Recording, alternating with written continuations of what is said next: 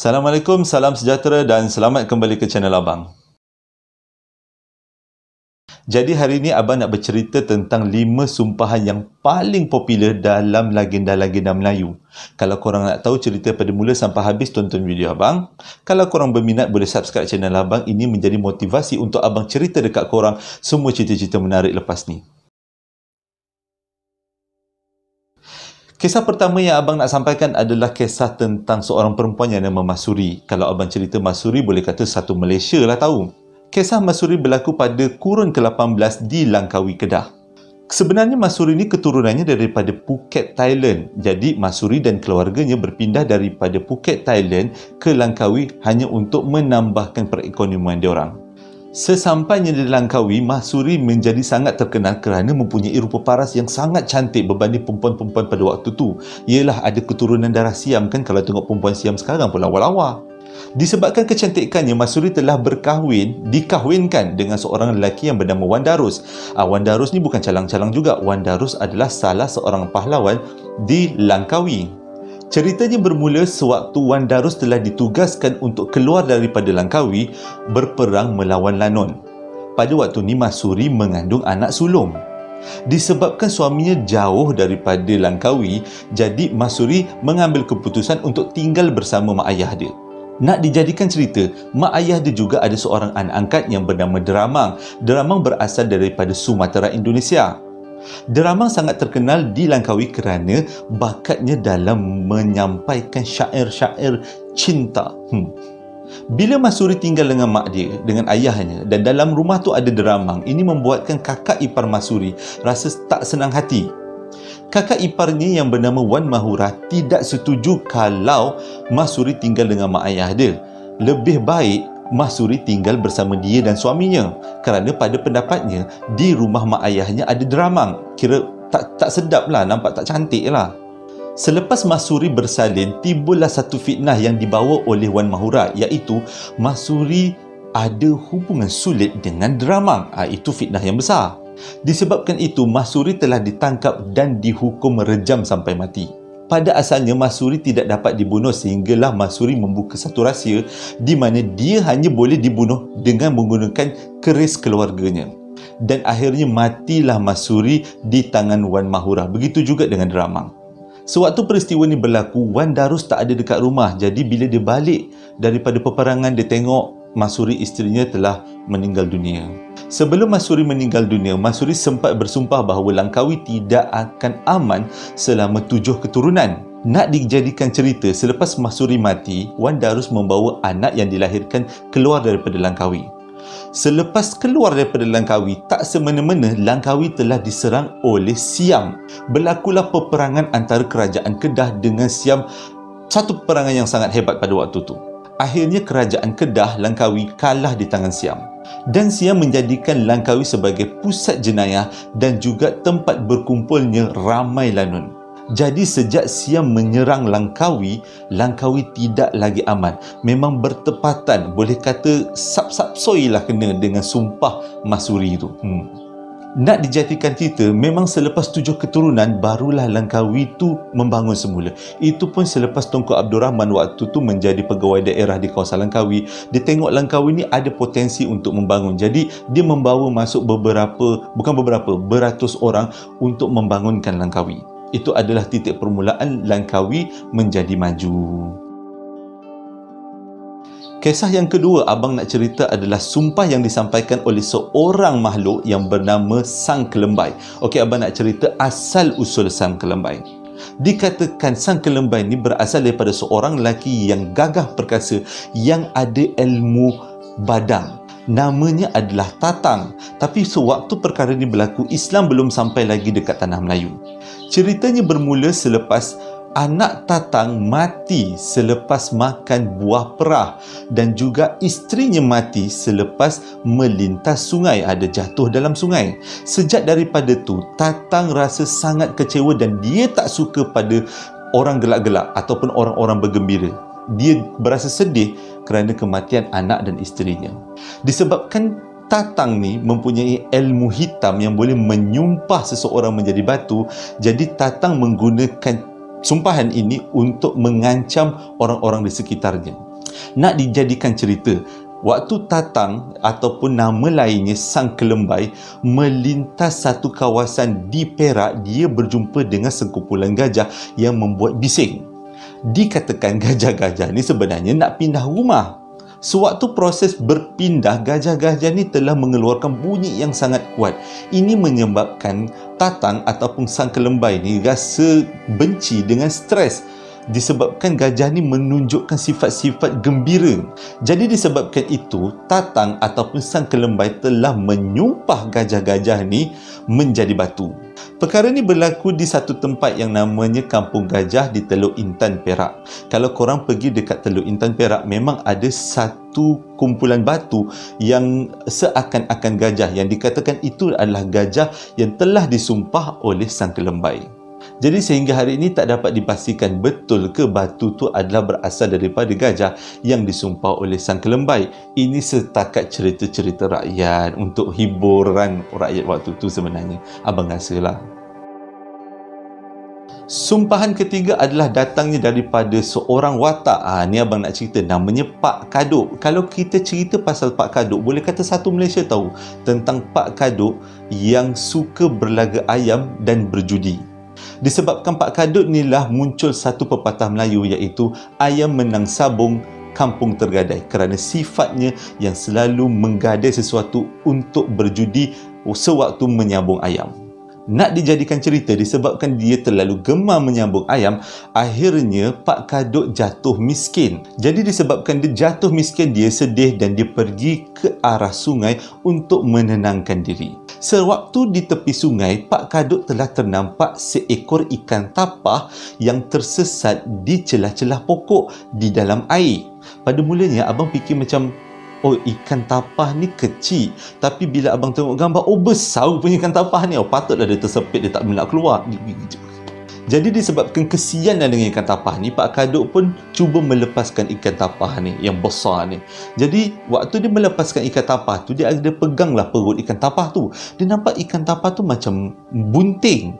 Jadi dia mengambil keputusan untuk membelah perut ikan tapah. Selepas dibelah perut ikan tapah, didapati dalam perut ikan tapah ada 3 biji emas. Jadi Pak Kaduk menganggap ini adalah takdir Tuhan. Tuhan nak tolong dia bagi emas melalui ikan tapah.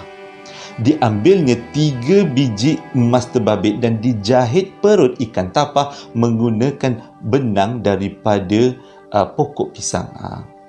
Daripada 3 biji emas, 1 biji emas telah dijual untuk menyara kehidupan sehari-hari. Jadi disebabkan itu, Pak Kaduk pun hiduplah agak senang.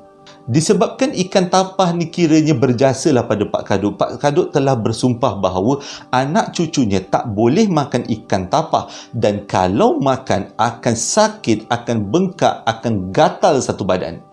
Daripada 3 biji emas, 2 biji emas telah disimpan oleh keturunan Pak Kaduk. Jadi semenjak hari itu, keturunan Pak Kaduk tak boleh makan ikan tapah. Kalau makan, akan tumbuh gatal-gatal seluruh badan dan sakit-sakit seluruh badan. Jadi cara untuk mengubatinya katanya menggunakan emas yang telah disimpan oleh keturunan Pak Kaduk yang direndam dalam air. Cerita ni berlaku di kawasan Bota, iaitu salah satu daerah di negeri Perak. Jadi kalau korang nak lanjutan daripada kisah ni, bolehlah tanya dengan orang-orang Bota dekat Perak sana. Cerita yang keempat adalah berkenaan tentang Sultan Mahmud Mangkat Dujulang, iaitu salah satu sejarah kerajaan Johor lama. Dikatakan Sultan Mahmud ni sangatlah zalim. Walaupun dia adalah orang pertama yang mendirikan kerajaan Johor lama, tapi dia ni banyak kerenah, banyak songih lah orang cakap.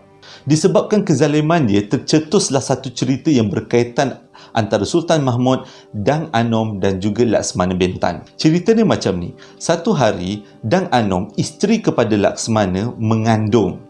Tapi pada waktu tu, Laksmana Bentan tak ada dalam negeri. Laksmana Bentan pergi ke luar negeri untuk menentang lanun-lanun yang telah membuat kacau. Disebabkan Dang Anom ni mengandung, dia telah mengidam sebiji buah nangka. Lalu sewaktu dia berjalan-jalan, dia ternampaklah satu buah nangka yang sudah masak. Dia nak buah nangka tu, tapi penjaga buah nangka tak kasih, sebab dia kata buah nangka ni adalah kepunyaan raja. Jadi disebabkan dia terlalulah nak sangat, dia merayu pada orang tu. Disebabkan terlalu kesian dengan Dang Anom, si penjaga buah nangka bagilah seulas buah nangka kepada Dang Anom. Jadi makanlah Dang Anom buah nangka tu hanya untuk melepaskan mengidamnya tu. Raja dapat tahu berita ni, lalu dipanggilnya Wan Anom ke istana. Lepas dia soal siasat, dia tanya kenapa Dang Anom ambil buah nangka ni. Dang Anom memberitahu dia ambil ni hanya untuk bagi baby dalam perut dia makan.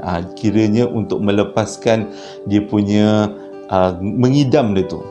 Raja tak percaya, dia nak kepastian. Korang tahu apa dia buat? Dia pergi belah perut Dang Anom, dia keluarkan baby dan dia nak tengok adakah baby tu makan nangka tu. Nak dijadikan cerita, betul lah pula baby tu pegang nangka tu. Jadi selepas perutnya dibelah dan babynya dikeluarkan, maka matilah Dang Anom. Selepas urusannya di luar negeri, Laksmana Bentan pulang ke rumah dan mencari isterinya, tapi isterinya tidak berjumpa. Dia bertanyakan dengan ramai orang, akhirnya dia tahu isterinya Dang Anom telah dibunuh oleh raja disebabkan seulas nangka. Jadi Laksmana Bentan rasa marah, lalu dibentuk pasukan untuk melakukan pembunuhan secara senyap-senyap. Jadi dia aturkan strategi, iaitu pada hari Jumaat 1699 diorang akan bunuh raja. Sewaktu Raja Sultan Mahmud berangkat untuk menunaikan solat Jumaat, Laksmana Bentan telah menyerang dan menikam raja pada masa yang sama. Dan sebelum Sultan Mahmud mangkat, dia telah bersumpah sambil membalingkan keris ke kaki Laksmana Bentan.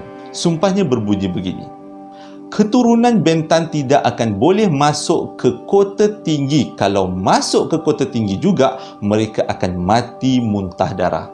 Jadi dikatakan sejak tu, keturunan Laksmana Bentan tidak akan masuk ke kota tinggi, takut muntah darah. Tapi ada yang kata muntah darah ni boleh diatasi dengan memakan pisang raja, pisang yang dalam hutan warna merah ni, untuk membataskan atau melumpuhkan sumpahan Sultan Mahmud. Sejauh mana cerita ni betul atau tidak, abang pun tak pasti. Abang cuma sampaikan untuk hiburan kita semua.